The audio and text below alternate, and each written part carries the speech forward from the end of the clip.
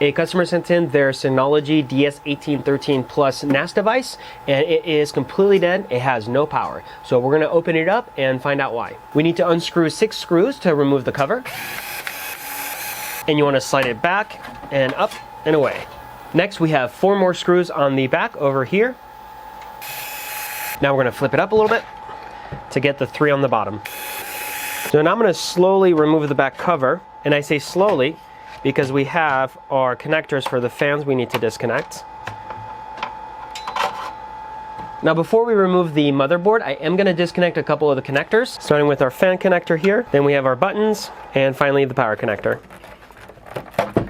Now before we go further, we're going to do a quick check on our power supply. So when we look at our connector, you will notice there is one green wire. That green wire is the PS on command line. So it has about 3.3 volts, and if we make it so that it's 0 volts, aka shorting it to ground, we can cause the power supply to receive a on command. Now the ground lines are the black wires right next to it.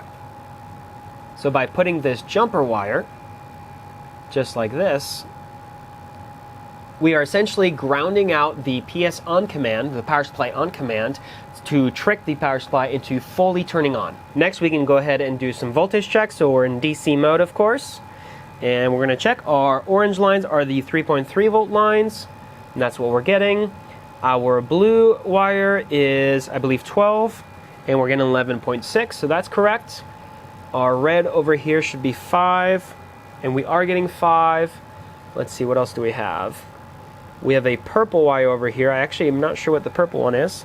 That is also 5 volts. And then we have a few yellow ones, and those are also 12 volts, which we are getting. So to me, this does rule out our power supply as being potentially defective because all of our voltages are coming on. So now we can focus on the motherboard. Finally, we have 5 screws on the motherboard.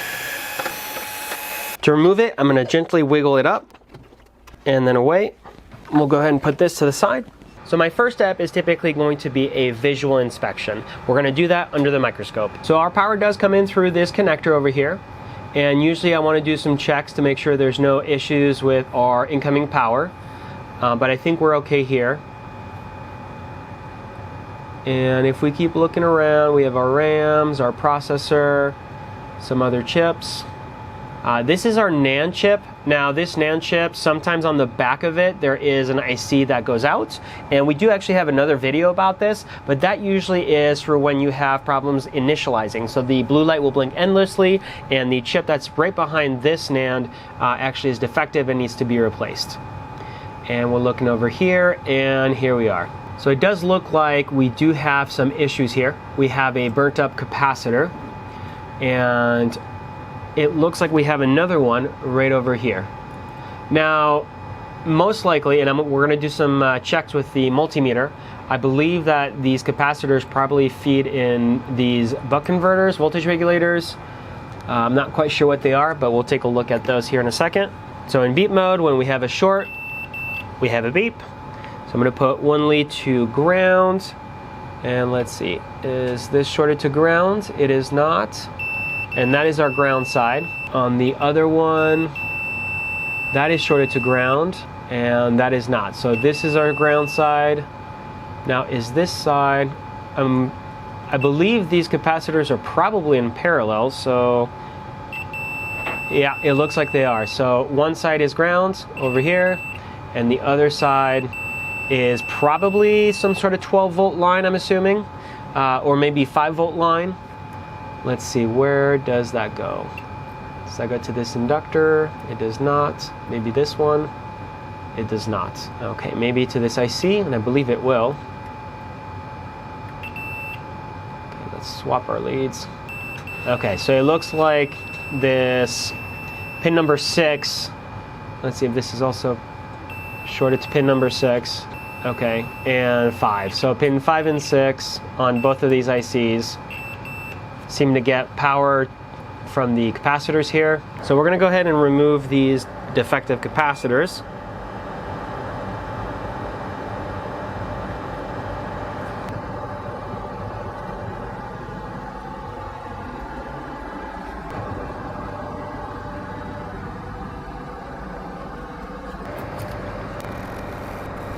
I'm I'm definitely having a hard time getting that second half off. It feels like it's fused to the board. So I might have to actually scratch away some of the pad and cut that part off and just connect the replacement capacitor on a different part of this same pad. So it looks like it's just lifting the whole pad off. Try and force it off a little bit. So now we have somewhat of a clean area we can solder our new capacitor onto. And I'm just going to expose a little bit more.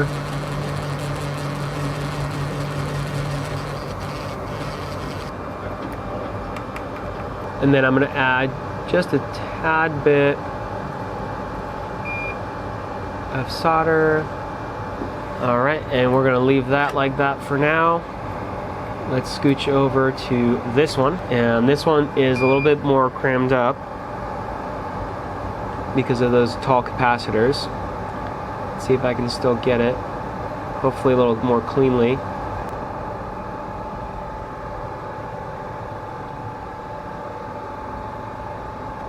Oh, all right, let me see if I can melt. There we go. Okay. All right, we got our first half. Now let's see if we can get the second half off. And it looks like I'm making a lot of contact with that aluminum capacitor. So let's remove some of that extra solder, because I don't want my heat to go into that capacitor.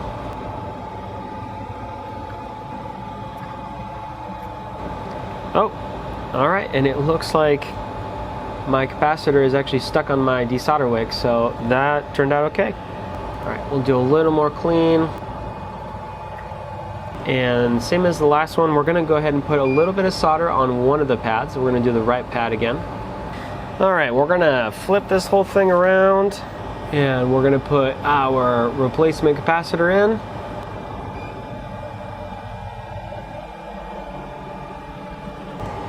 We're gonna add a little flux. And I'm gonna press it down, get it nice and flush.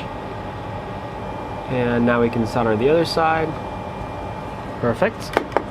And we'll do the same for this one.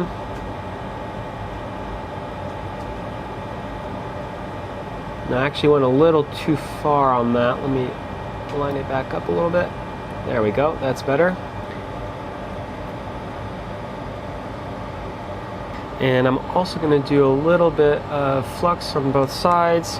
I just really want to make sure I have good flow to the pad below. And of course, our final cleanup. Now, if you're curious as to what kind of capacitors we put on, they are 16 volts at 10 microfarads. Now, the last thing I'm going to do is, before I put that battery back in, I'm going to do a quick voltage check. And I'm only getting 1.89 volts. It is supposed to be a 3-volt battery, so we're going to go ahead and replace that with a new one as well. All right, there's our replacement. We'll just push it in, nice and snug. If you're interested in sending in your Synology unit for repair, we do have flat rate repair services available. I'll have links in the description down below, and we always offer a 1-year warranty with all of our repairs. Now let's go ahead and put it back together and see if that repair works. When putting the motherboard back in, we want to make sure that our cables are not in the way.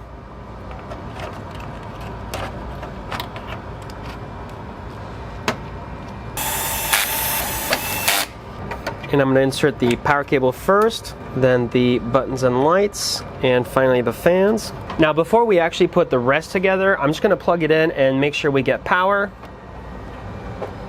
And we do. We now have our blue blinking lights.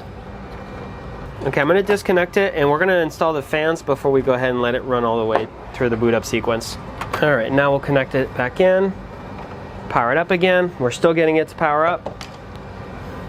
Our fans are spinning. All right, at this point, let's wait a couple minutes. And I am going to plug in our Ethernet connector. And I am getting 2 lights, meaning that it is detecting that the Ethernet cable is plugged in. And we have our LAN light on the front here. All right, and as you can see, the status light is on, blinking orange, so we do have it fully booted in, and we also are able to find it on the Synology Assistant. If we come take a look over here, we do have it, let's see, DS1813, and here we are. And as we can see, there's no drives, but that's normal because we have no drives. But it does confirm we are able to see it on the network, so I'm gonna have to call this one another successful repair. If you found the video helpful or useful, make sure to hit that like button, subscribe for more, and thank you for watching.